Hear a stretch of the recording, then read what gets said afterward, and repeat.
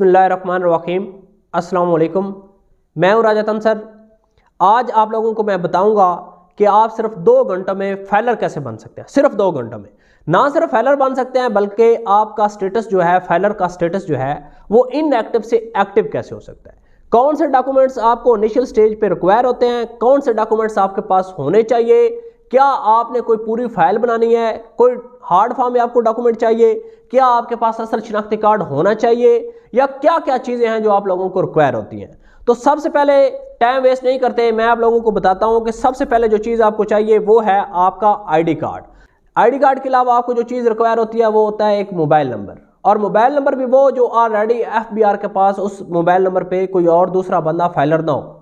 एक mobile number, एक ID card और एक जीमेल अकाउंट, ये होती हैं बेसिक चीज़ें जो आपको रिक्वायर होती हैं एनटीएन बनाने के लिए। जब आपका एनटीएन बन जाता है तो दूसरा स्टेप है आपकी रिटर्न सबमिट करना। जब भी बंदा अपना एनटीएन बनाता है तो फर्स्ट टाइम अगर वो फौरी तौर पे एक्टिव होना चाहता है, इस हवाले से भी मैंने एक डिटेल वीडियो बनाई जिसमें मैंने बताया कि अगर आपकी रिटर्न लेट हो जाती है तो फिर आपको क्या करना है। अगर आप फौरी तौर पे एक्टिव होना चाह रहे हैं, फैलर होने का मतलब ये नहीं है कि आप सिस्टम में एक्टिव हो गए। एक्टिव होने का एक प्रोसेस जो है, जो इनएक्टिव से एक्टिव वाला जो प्रोसेस है वो है, और वो आपने कैसे करना है वो डिटेल में मैं आप लोगों को बताने लगा हूं। एनटीएन बन गया।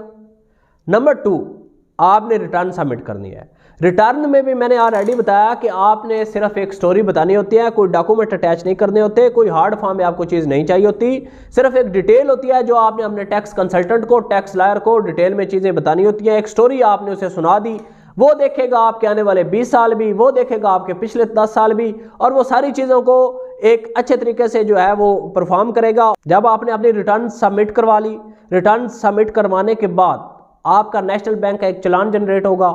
वो चलान जो है वो 1000 रुपये का है और वो नेशनल बैंक में पे होगा, और उसको आप ऑनलाइन भी पे कर सकते हैं।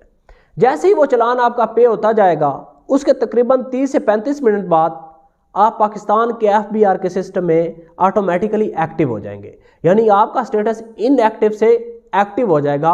लेकिन उससे पहले जो चीज़ें आपने पूरी करनी है वो है एनटीएन। एनटीएन के लिए मैंने आपको चीज़ें बता दी।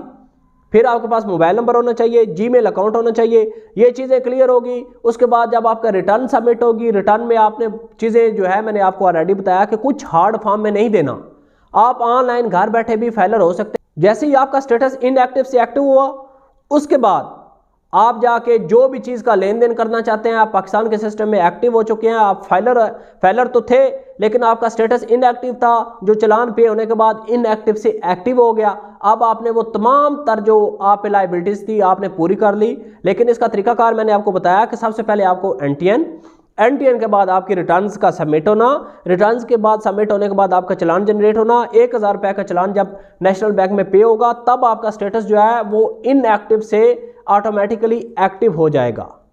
और जैसे ही आपका स्टेटस एक्टिव हो गया, अब आप एक्टिव फाइलर हैं, आपका स्टेटस एक्टिव है। अगर आप एक्टिव होंगे तभी आपको टैक्सेस में रिलीफ मिलेगा। सिर्फ फाइलर होने की वजह से, रजिस्टर्ड होने की वजह से अगर आप सिस्टम इनएक्टिव हैं तो आपको टैक्सेस में छूट नहीं होगी।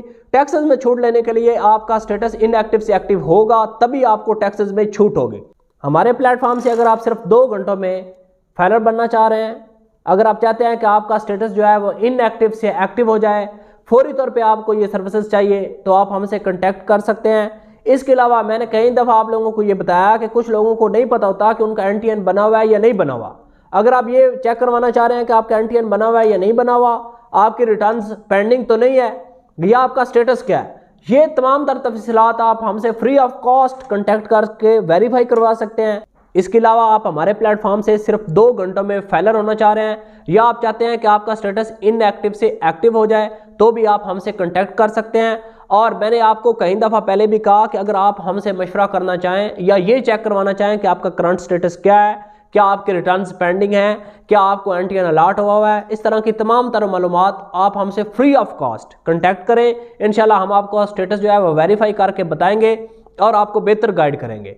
सर्विसेज चाहिए होंगी कॉमन रजिस्ट्रेशन के हवाले से, एफबीआर के हवाले से, तो भी हम अवेलेबल हैं। जब चाहे हमसे कांटेक्ट करें। अगर आपको रहनुमाई की ज़रूरत है, मशवरे की ज़रूरत है, फ्री ऑफ कॉस्ट, अगर आप ये चेक करवाना चाह रहे हैं कि आपका करंट स्टेटस क्या है, आपको एनटीएन अलॉट हुआ है या नहीं हुआ, आपकी रिटर्न्स पेंडिंग तो नहीं है।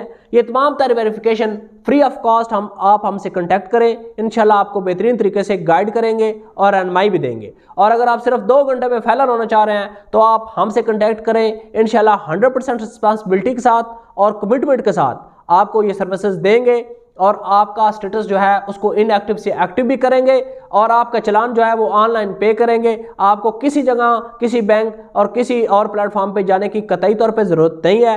डॉक्यूमेंट्स क्या चाहिए होते हैं वो ऑलरेडी मैंने आपको बता दिया। मजीद कुछ इन्फॉर्मेशन चाहिए SECP से रिलेटेड, FBR से रिलेटेड, कॉर्पोरेट रजिस्ट्रेशन के मामला, ये तमाम तर मामला अगर आपको गाइडेंस की ज़रूरत है तो आप मुझसे कॉन्टैक्ट करें। मेरा नंबर आपके स्क्रीन पर शो होगा।